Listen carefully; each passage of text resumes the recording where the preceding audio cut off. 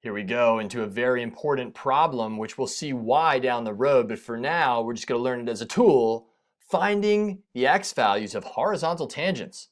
What? Let's read the instructions and just see what the heck this thing means. Find the x values of the horizontal tangents to this function. Okay, so what does that mean? What that means is we want to find the x values where we have tangent lines that look like this, that are horizontal.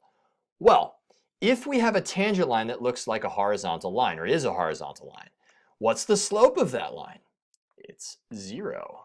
So the slope equals 0. So where will we have horizontal tangent lines? Where the slope is 0, and slope is found by taking the derivative. So to find the x values, or the locations where we have horizontal tangent lines to a curve, we set the derivative equal to 0, because horizontal lines occur when the slopes are 0. All right, so we've given ourselves the recipe. Now let's just follow it and cook this meal, right? So f prime of x is equal to the derivative of this, which is 4x to the third, power rule, minus 2 times 2 is 4 to the 2 minus 1, minus 4x, plus a constant, so the derivative of that constant is 0. Nice.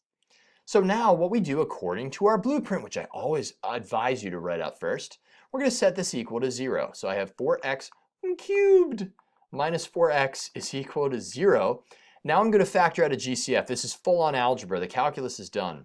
My greatest common factor, the GCF, is 4x. Times. What times 4x gives me 4x cubed? X squared. What times 4x gives me 4x? Well, 1. We get the minus 1 from before.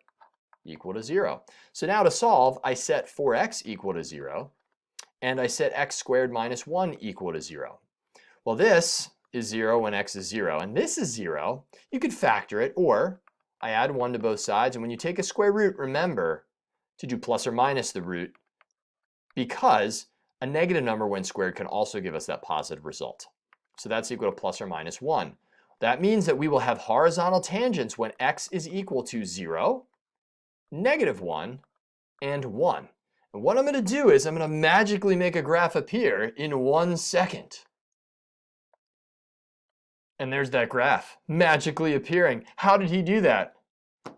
Pretty shoddy video editing. That's how I did it. How about that? Okay, anyway, the point is the math is there. Why do I want you seeing this graph? Because I want you seeing that at x equals negative 1, we've got a 1 horizontal tangent. By the way, this is the graph of f of x.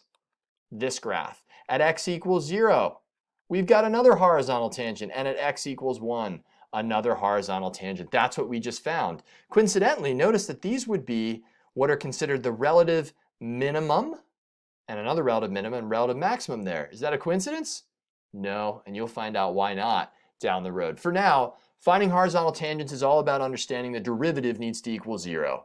I love this problem. Oh, it's fun. See you soon.